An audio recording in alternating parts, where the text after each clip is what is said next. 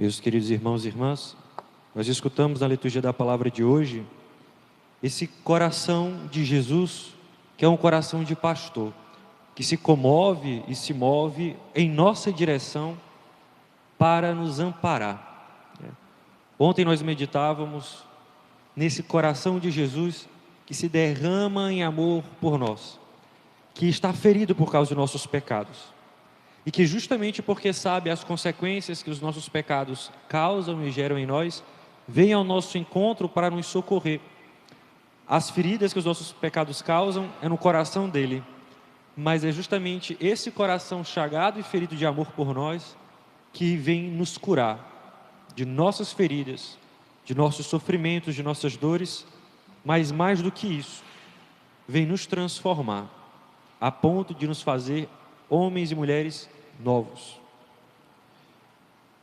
Nós escutamos, sendo colocado aqui no Evangelho de hoje, que Jesus e os apóstolos não tinham nem tempo de descansar direito, mas que ao invés de reclamar por aquele mal que eles passavam, por causa dos cuidados que tinham que dar aos outros, eles se animavam, se consolavam com o ajudar, com o servir, com o oferecer aos outros aquilo que eles mais necessitam. O que é que eles mais necessitavam? Eram as curas simplesmente? Não. O que é que Jesus fez no final do Evangelho que nós escutamos? Ensinava-lhes. E é isso que nós temos que fazer. Faz parte do centro da nossa vida, aprender de Jesus, a amá-lo e a servi-lo. Isso não pode ser dado como certo por nós. A gente não pode achar que a gente já sabe rezar, que a gente já sabe quem é Deus, que a gente já sabe quem nós somos, que a gente já sabe se os nossos sentimentos estão certos ou errados. A gente não pode dar como certo que nós já sabemos amar a Deus. É necessário reconhecer e acolher esse Deus que vem até nós para cuidar de nós, para nos pastorear, para nos ensinar, para que nós possamos então amar. Só poderemos amar a Deus se primeiro nós nos deixarmos ser amados por Ele. Só que nós sabemos que a história da humanidade é marcada pelos pecados.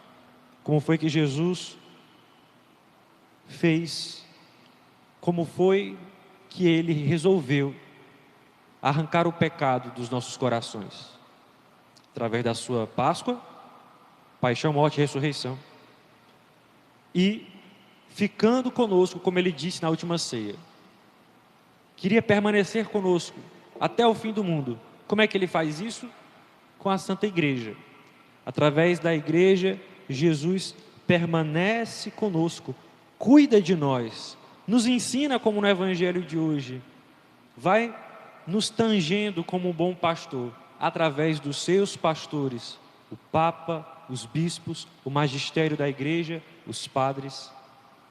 Pois bem, meus irmãos, infelizmente, ao longo da história da humanidade, nós fomos abandonando os ensinamentos de Jesus, os ensinamentos da Igreja, a própria Igreja. Isso não é coisa de hoje, infelizmente.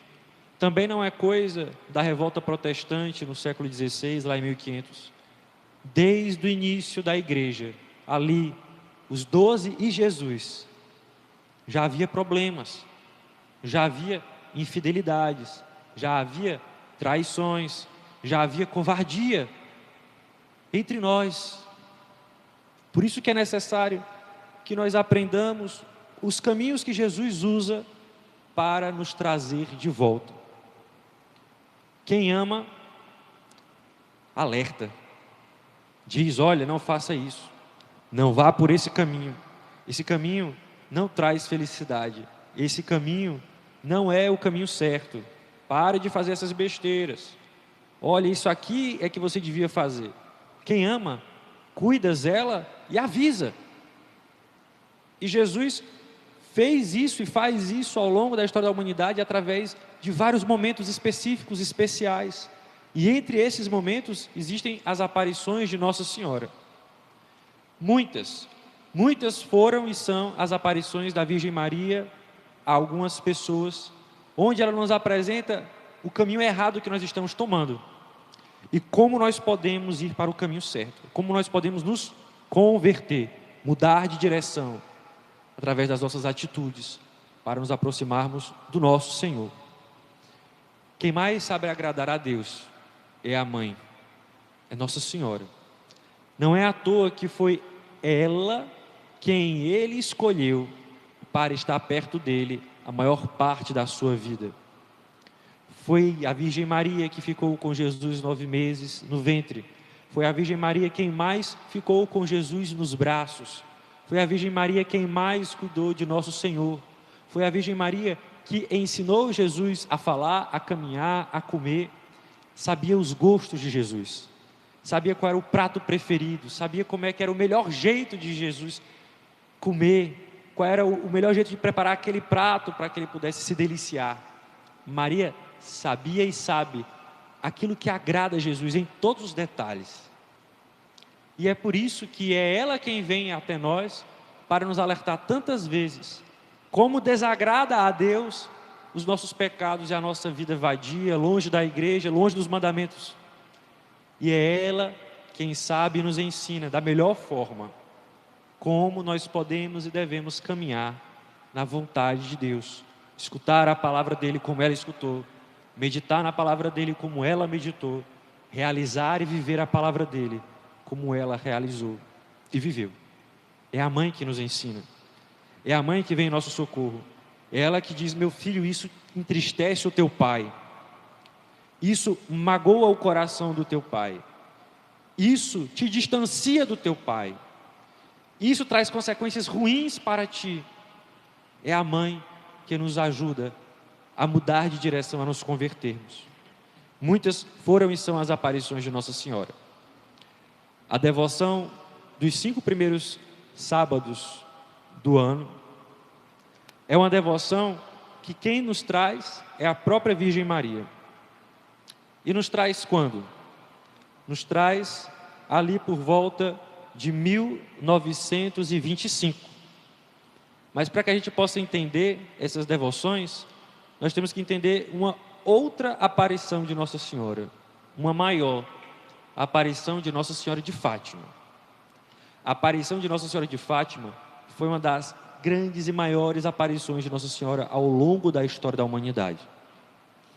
Para vocês terem ideia de como essa aparição é extraordinária, as aparições de Nossa Senhora de Fátima, que aconteceram em 1917, entre os dias 13 de maio até o dia 13 de outubro, elas explicam, meus irmãos, toda a história da humanidade, todo o mal que estávamos realizando até aquele momento, e prevê e diz quais são as tragédias que vão acontecer no século XX e no século XXI.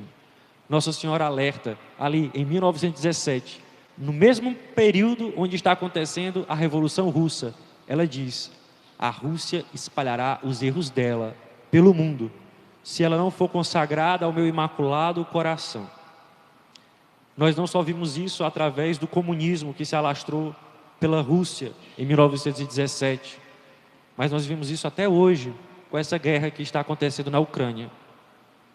Nossa Senhora diz e prevê tudo aquilo que iria acontecer de ruim se nós não nos convertêssemos, rezássemos bastante, fizéssemos penitência, para que a misericórdia de Deus mudasse os nossos corações, para que mudando os nossos corações, afinando-nos com o coração de Deus, com o coração de Jesus, a história do mundo fosse outra. Infelizmente, nós não fizemos o que Nossa Senhora pediu. Nós não fizemos o que ela insistia tanto: penitência, penitência, penitência. A oração do rosário diariamente, pela paz no mundo. E a reparação, as ofensas que aconteciam contra o Sagrado Coração de Jesus e o seu Imaculado Coração. Mas ela promete, mesmo diante de tantas tribulações e tragédias que iriam acontecer na história da humanidade, a partir daquele momento, no final, o seu Imaculado Coração triunfaria. Essas aparições foram tão importantes, explicavam tanto da história da humanidade, que elas, ao contrário de várias outras aparições, não aconteceram simplesmente, elas foram preparadas pelo céu. Um ano antes de Nossa Senhora aparecer para os 3 pastorinhos, os 3 pastorinhos receberam a visita do anjo da guarda de Portugal. Durante ali o finalzinho do ano de 1915 a 1916, o anjo de Portugal apareceu várias vezes para os pastorinhos. Para quê? Para ensiná-los a rezar. Lúcia tinha 9 anos quando viu o anjo de Portugal. Francisco tinha 7 anos. Jacinta tinha 6 anos.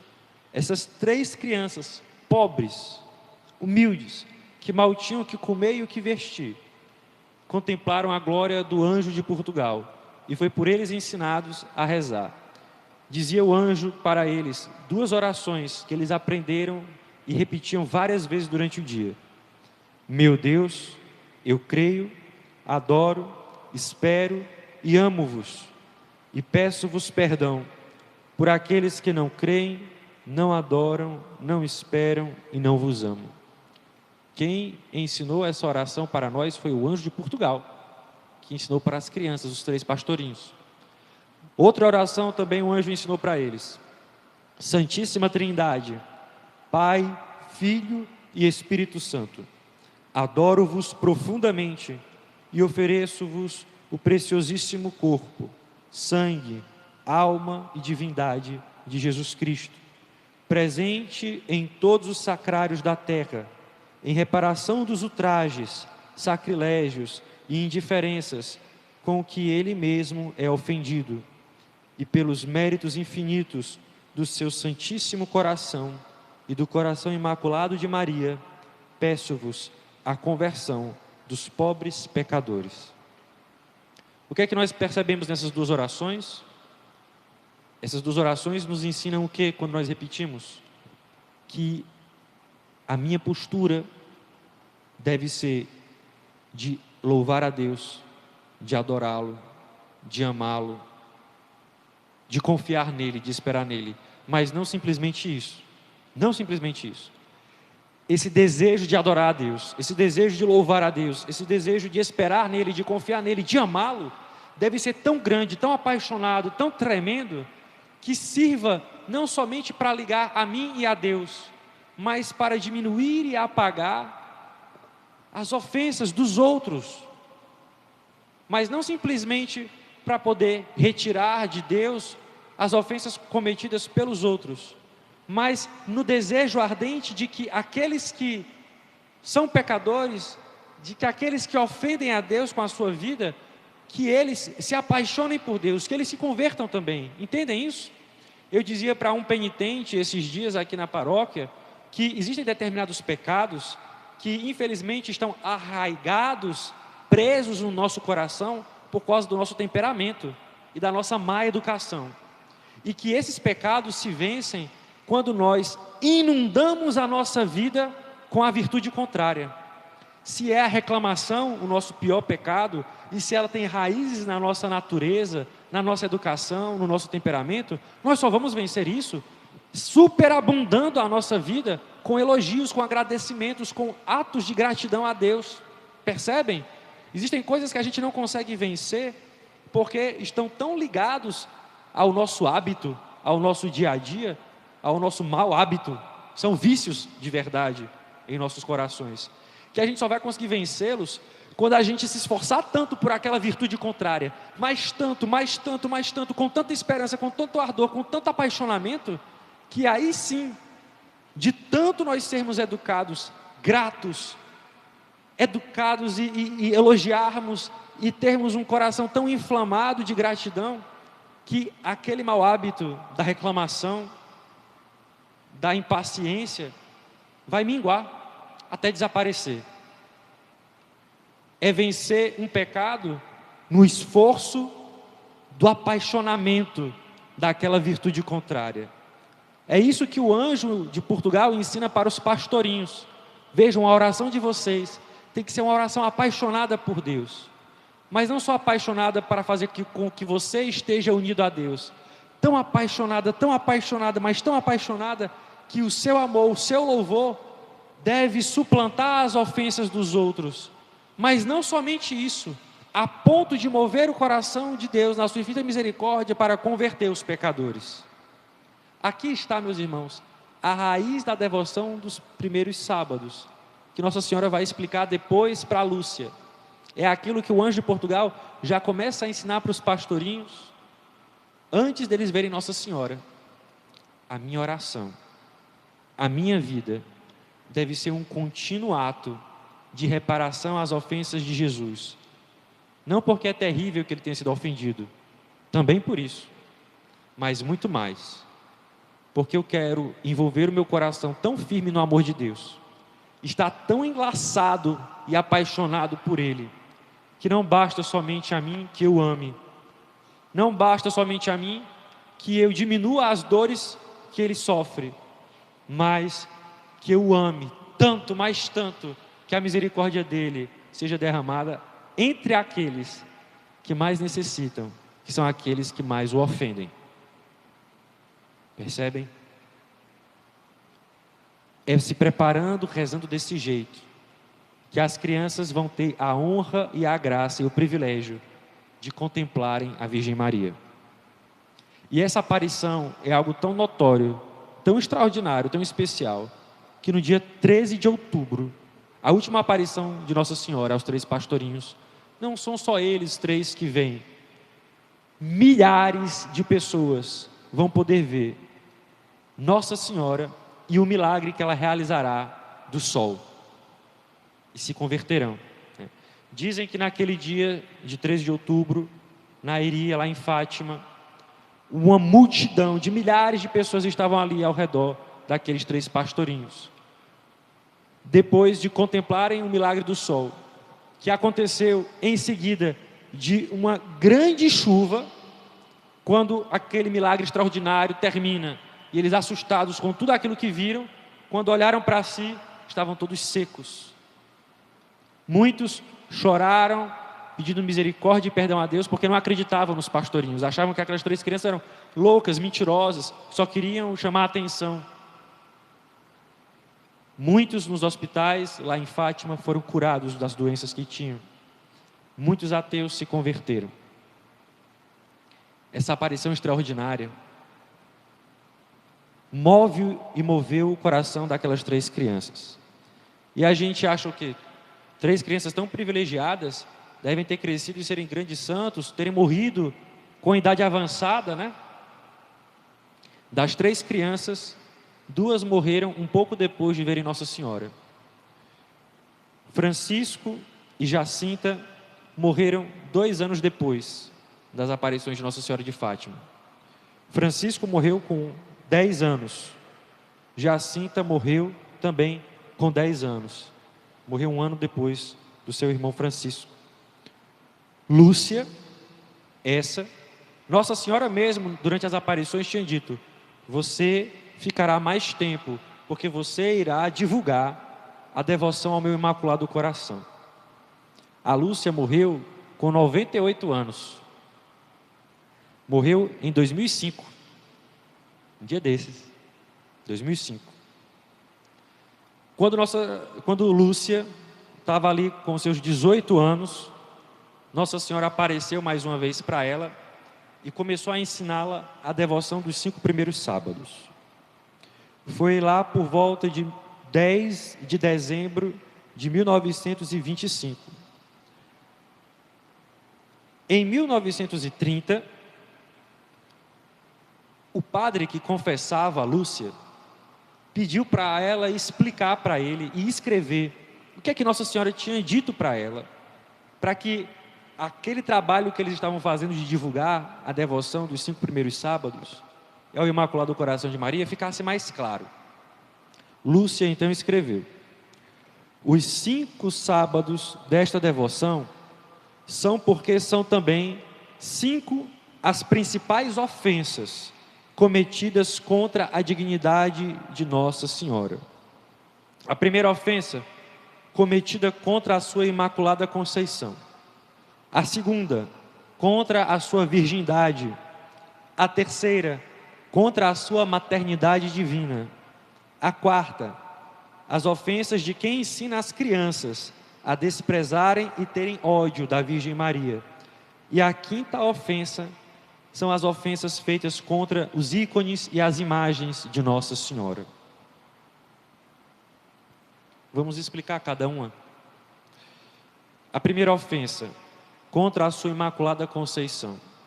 São aquelas pessoas que não acreditam e que ensinam outras pessoas dizendo que é mentira, que é absurdo, que isso é história da Corachinha, quem inventou isso foi a Igreja Católica, foram os bispos, para poder ganhar dinheiro, para poder enganar o povo, para poder alienar as pessoas. O que é a Imaculada Conceição? Quer dizer que Deus queria vir ao mundo, mas Ele queria vir ao mundo através da ajuda, da cooperação dos seres humanos. E que Ele queria que houvesse um ser humano que tivesse a mesma liberdade que Adão e Eva tinham. O coração tão puro quanto o de Adão e Eva. Isso era garantia de que essa pessoa iria servir e amar a Deus e dar seu sim? Não. Adão e Eva disseram não. Adão e Eva pecaram, mesmo terem sido criados imaculados. Mas Deus queria que houvesse um coração que escolhesse amá-lo com toda a liberdade e força, como deveria ter sido o coração de Adão e Eva. Por isso, Deus, na sua infinita misericórdia, tendo em vista aquilo que Ele faria no alto da cruz por nós, para nos libertar dos nossos pecados, quando Joaquim e Ana viveram a sua intimidade de marido e mulher, Ele, Deus, tocou aquele momento para que Nossa Senhora, quando fosse concebida por aquele ato de amor de Joaquim e Ana, fosse concebida sem pecado, sem nenhum pecado, sem nenhuma inclinação para o mal. Ela toda pura, toda bela, sem mancha, poderia então crescer e se desenvolver, como deveriam ter crescido e se desenvolvido Adão e Eva, para quando Deus se manifestasse completamente a ela, ela pudesse dizer: sim, seja feita a tua palavra, a tua vontade.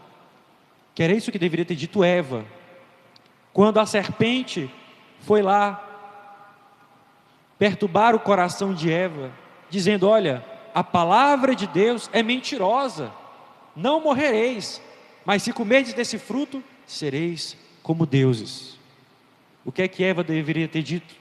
Aquilo que disse a Virgem Maria, com a mesma liberdade que ela tinha. A palavra de Deus é verdadeira. Seja feita a tua vontade, seja feita a tua palavra. Essa é a Imaculada Conceição de Nossa Senhora, meus irmãos. Maria foi preservada do pecado original desde a sua concepção.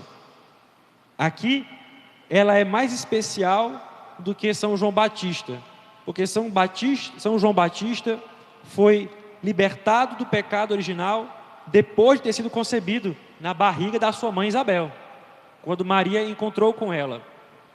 Nossa Senhora não. Nossa Senhora, no primeiro momento que ela veio ao mundo, na sua concepção, ali, naquele ato de amor de Joaquim e Ana, Nossa Senhora, sem mancha de pecado, pura, preservada, para que ela tivesse a liberdade de dizer sim a Deus. Eis aqui a escrava do Senhor, seja feita em mim conforme a tua palavra. Um coração livre. Mais uma vez, isso era garantia de que ela iria obedecer a Deus? Não, porque Adão e Eva não obedeceram. Isso era garantia de que o amor dela e o coração dela, se ela quisesse, e ela quis, estaria todo entregue a Deus. Quem não confessa isso, meus irmãos, não somente não é católico, ofende a Nossa Senhora, porque ofende aquilo que ela é, pura e sem mancha. E ofendendo Nossa Senhora também ofende ao próprio Deus. Por quê?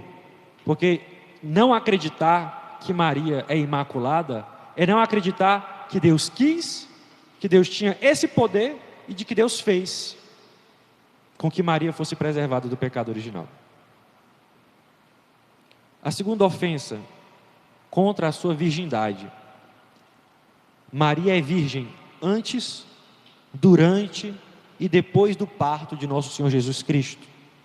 Porque nós cremos e confessamos nisso.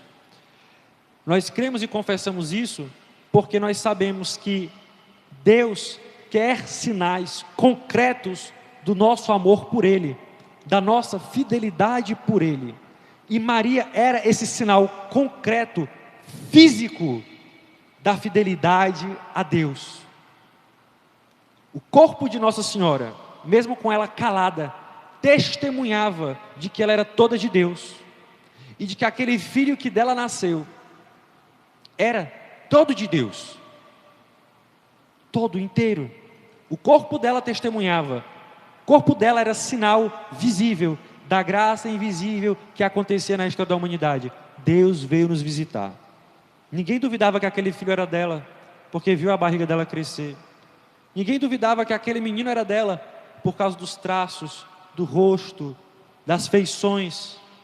E ninguém duvidava que aquele filho era de Deus, porque o corpo dela, em silêncio, tinha o sinal visível e claro, de que somente Deus havia tocado nela.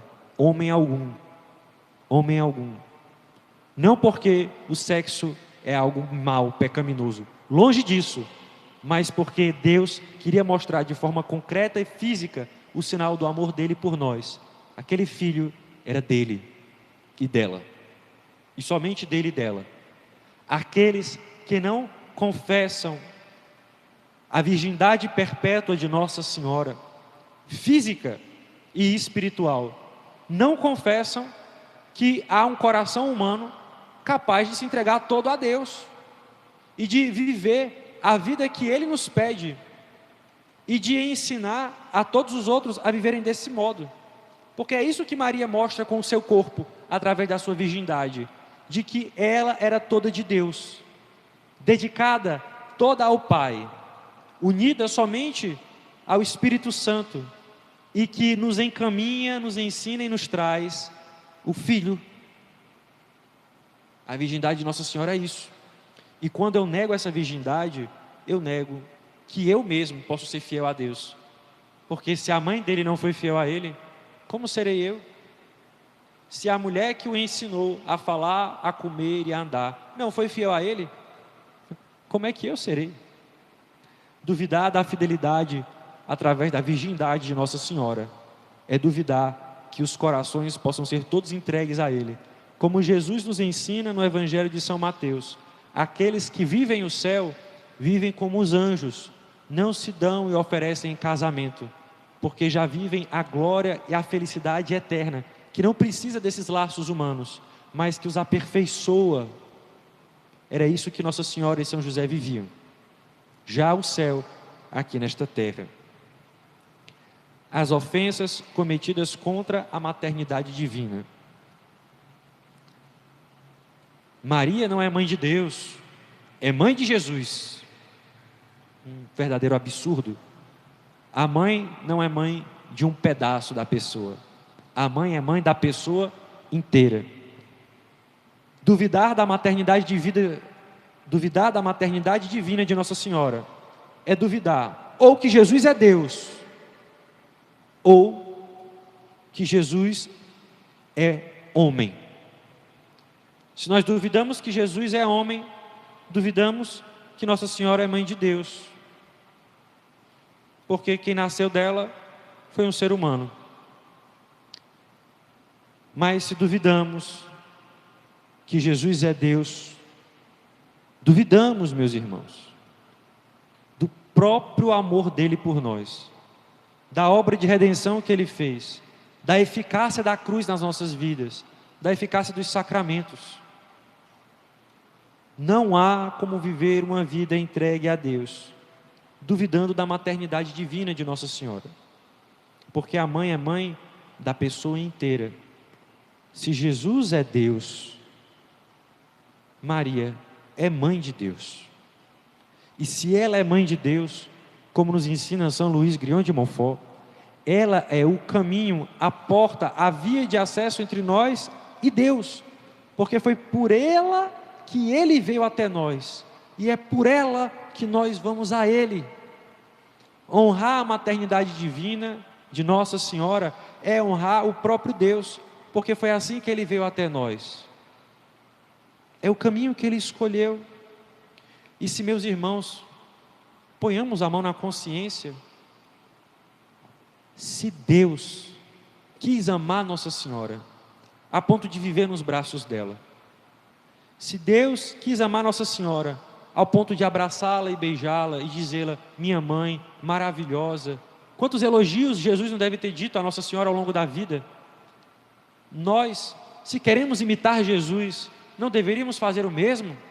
Não deveríamos amar Nossa Senhora, nos dedicar a ela, honrá-la, dizer também a ela palavras de amor, de gratidão? Somos melhores que Jesus, achando que conseguimos conversar com o Pai sem conversar com a mãe? Porque ele conversava com a mãe. Tenhamos a humildade de querer pelo menos ter a pretensão e a ousadia de amar a Deus como Jesus, que amou a Deus amando Maria. As ofensas daqueles que ensinam as crianças a desprezarem e terem ódio da Virgem Maria.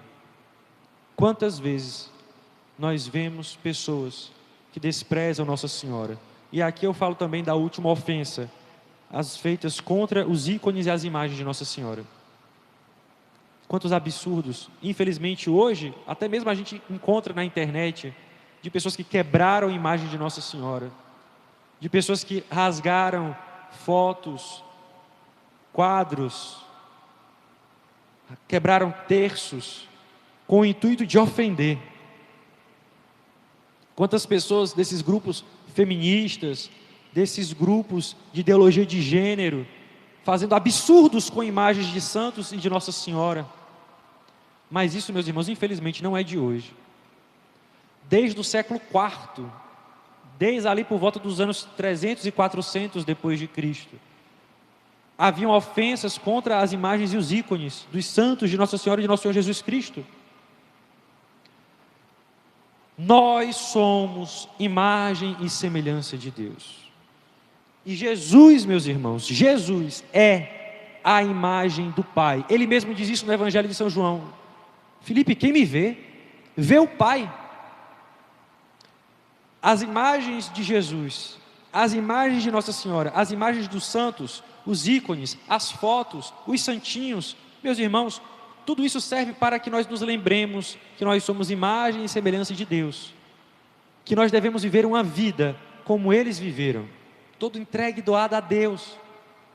Desprezar essas imagens, ensinar os outros a fazer o mesmo, a tratar com desdém, a não reverenciar uma imagem de Jesus, uma imagem de Nossa Senhora, não fazer um sinal da cruz, passar por uma igreja sem fazer um sinal da cruz, passar diante do sacrário sem nos ajoelharmos, é ofender o próprio Deus.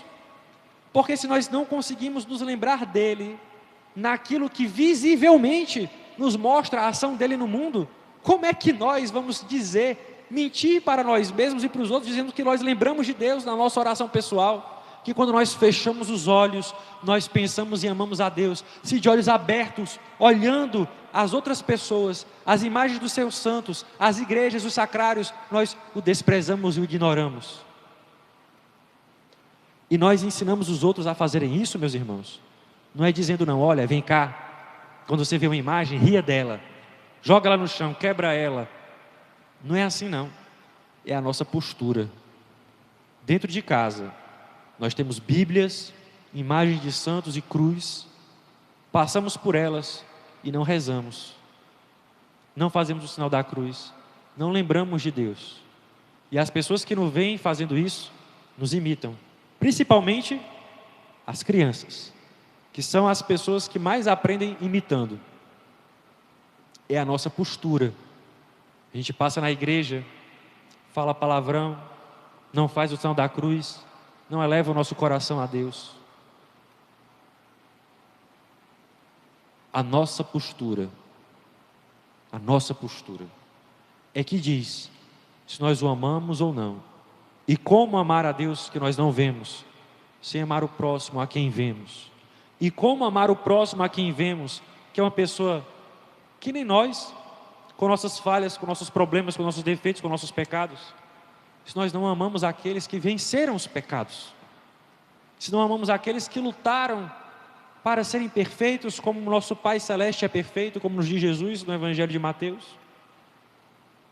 Amemos os santos, amemos suas imagens, seus sinais, os quadros, os ícones. Amemos principalmente a Virgem Maria, porque ela foi quem mais perfeitamente nos soube ensinar quem é Deus e nos trouxe Ele. A devoção então dos 5 primeiros sábados tem esse intuito de reparar essas 5 ofensas, em especial a Nossa Senhora. Como é que se realizam então a reparação dos 5 primeiros sábados? Nós devemos nos confessar, receber a Sagrada Eucaristia, rezar o terço e meditar 15 minutos nos mistérios do Rosário, com a intenção, com o desejo de desagravar o Imaculado Coração de Maria. Lúcia depois perguntou para o próprio Jesus, em outra aparição, o que é que ela poderia fazer, porque muitas pessoas tinham dificuldade de se confessar no sábado. E o próprio Jesus diz: Lúcia apresentou a Jesus a dificuldade que tinham algumas almas de se confessarem ao sábado, e pediu para ser válida a confissão dentro de 8 dias. Jesus respondeu para ela: sim, pode ser muito mais ainda, contanto que, quando me receberem na Eucaristia, estejam em estado de graça, e que tenham a intenção de desagravar o Imaculado Coração de Maria. Ela perguntou: meu Jesus, as que se esquecerem de formar essa intenção? Jesus respondeu: podem ter a intenção na outra confissão, ou aproveitando a primeira ocasião que tiverem para se confessar. O que Jesus está dizendo aqui? Que é importante estar em estado de graça, para que haja a reparação ao Imaculado Coração de Maria. Esse estado de graça deve ser buscado por nós. Por isso, nós não devemos apenas nos confessar uma vez por ano, mas buscar esse estado de graça permanente na nossa vida. E quando nós percebermos que alguma atitude nossa, por menor que tenha sido, tenha abalado esse estado de graça, nós devemos buscar a confissão.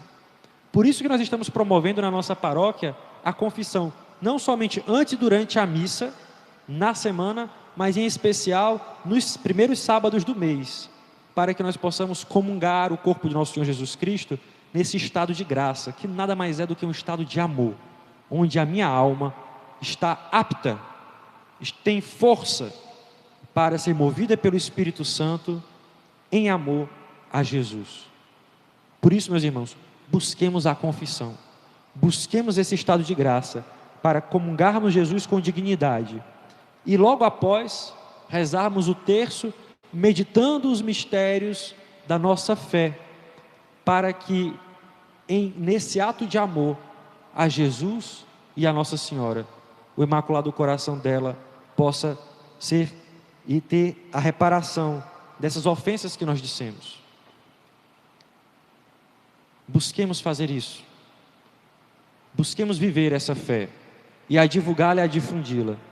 Que cada um de nós hoje que estamos vivendo esse ato de reparação ao Imaculado Coração de Maria, possamos fazer isso da melhor forma possível e divulgar e anunciar a muitos outros e a convidar nas próximas missas que tivermos outros a virem, para que Nossa Senhora possa ser honrada em nossa paróquia e assim o Imaculado Coração dela triunfe em nossas vidas e nesse mundo. Louvado seja nosso Senhor Jesus Cristo.